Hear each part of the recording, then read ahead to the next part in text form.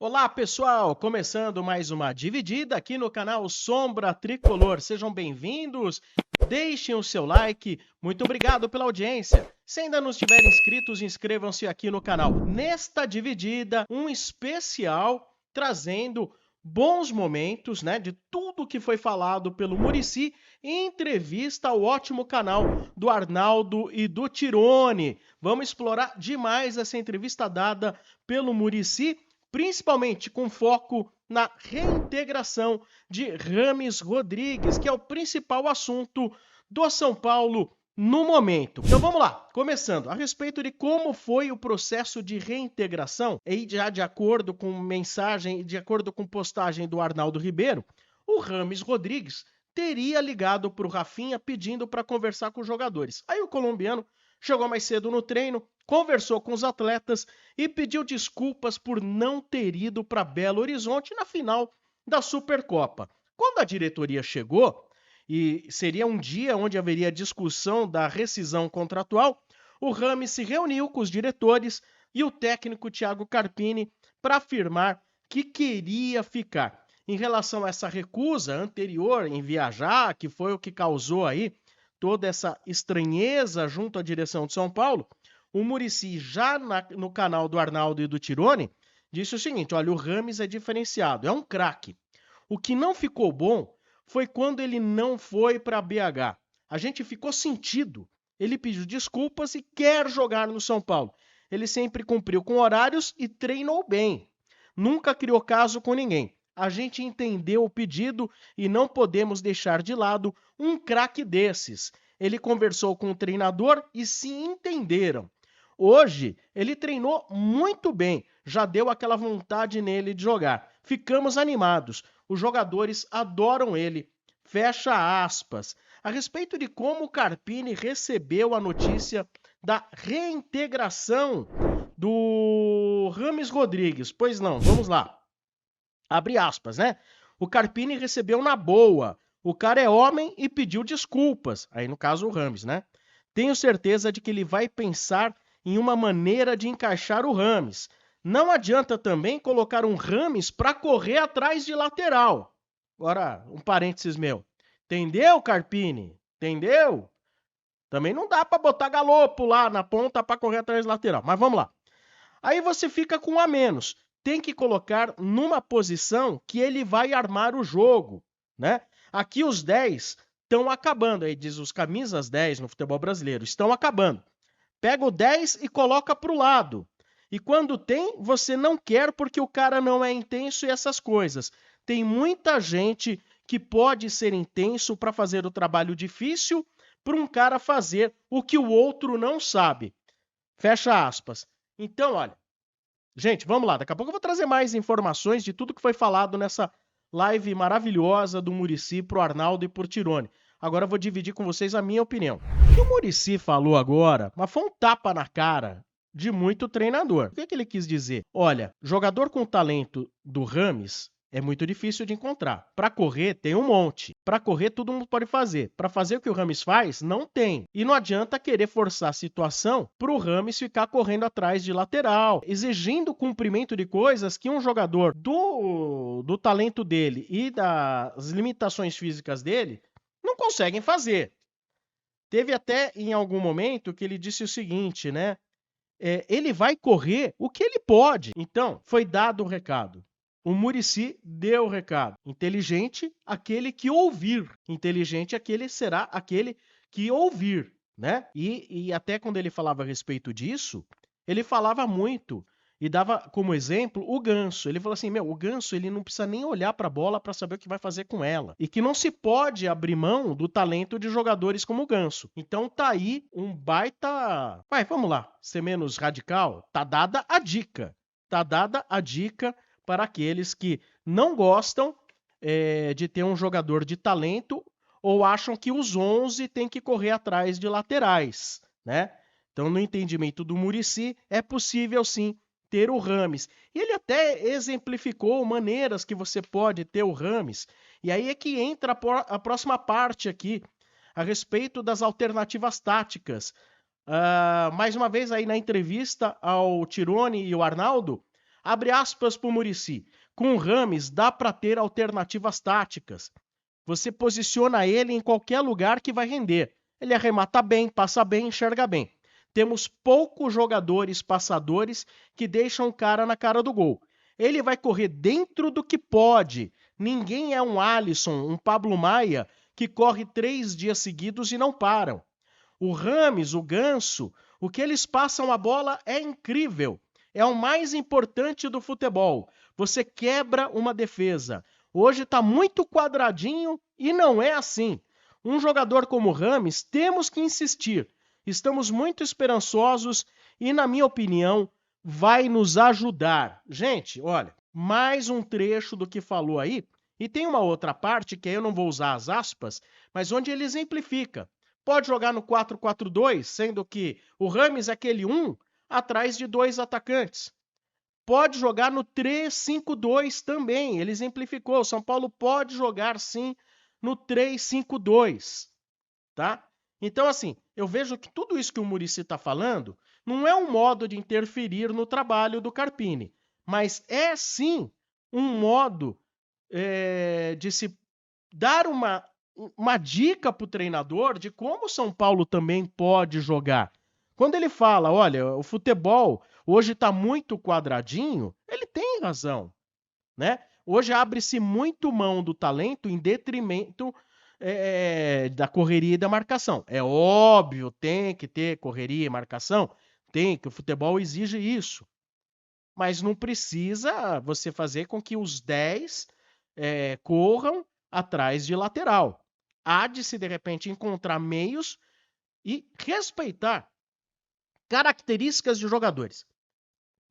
Eu vou dizer mais um trecho do que ele falou, eu não anotei, guardei de cabeça.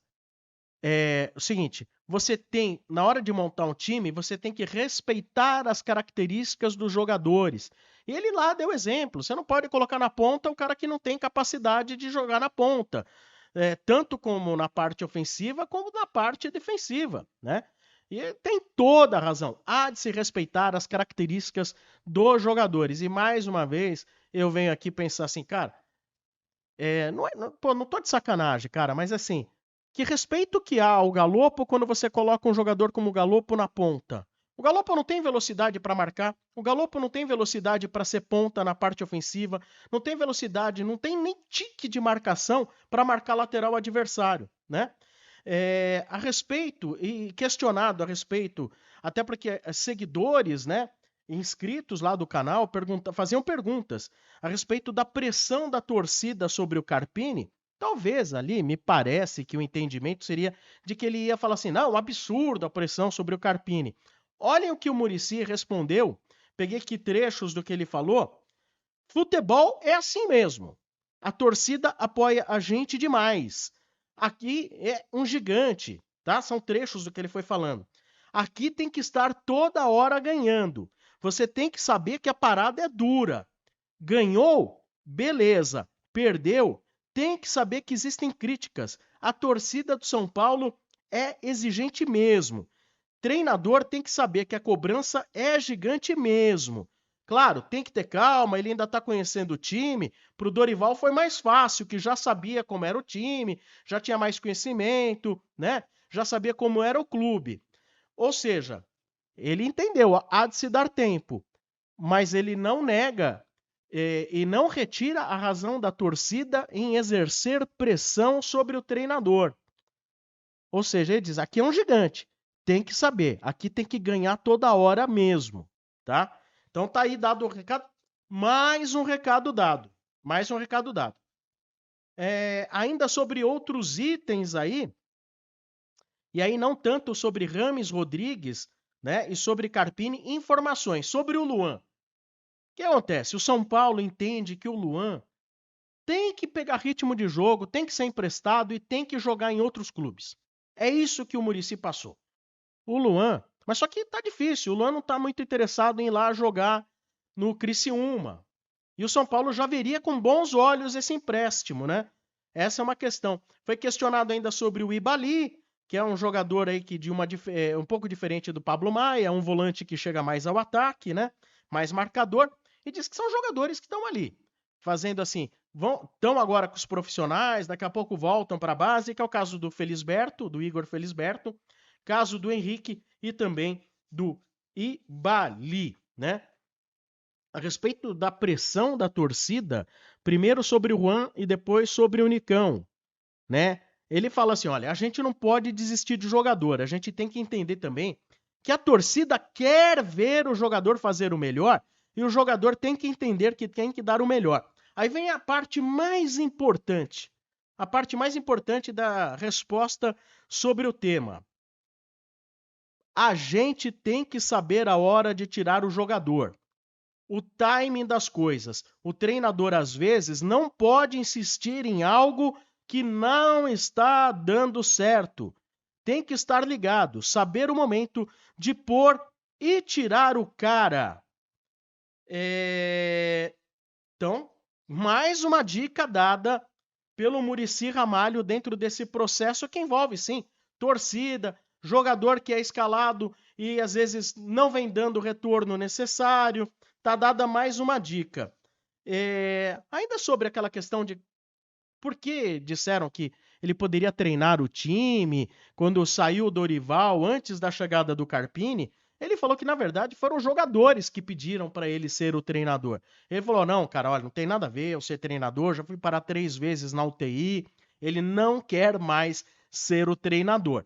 Tá certo. Agora, eu achei muito legal que ele possa ter colocado o seu ponto de vista sobre pontos que são discussão, não só na imprensa, como também entre torcedores do São Paulo. E defendeu, sim, a presença de jornalistas nos treinos para que os jornalistas possam falar mais a respeito, possam ter entendimento melhor de tudo que acontece nos bastidores, no dia a dia do treino, para conhecerem melhor o trabalho que está sendo feito. Alô, Belmonte! Alô, Casares! Até o Muricy defende. Aí ele falou que tem essa história ainda de protocolo de Covid.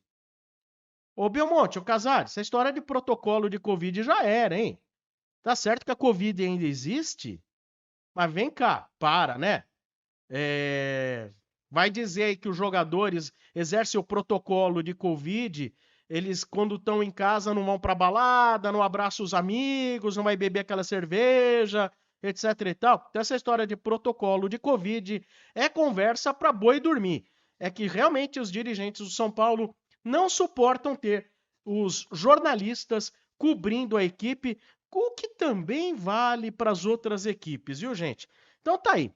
O que de melhor eu destaquei, que eu ouvi, que eu pude compreender e para mim ficou nítido. Nesse resumo aí da ótima entrevista do Muricy para o ótimo canal do Tirone e também do nosso amigo Arnaldo, né? Tá aí, olha, vários recados dados, né? Vários recados dados, inclusive muitas coisas do que o próprio Muricy falou que vão de encontro, ou seja, são contrárias até mesmo às opiniões dos próprios donos do canal, do Tirone e do Arnaldo, principalmente no que tange as questões inerentes aí ao Rames. Vou ser sincero, fiquei animado com essa volta do Rames.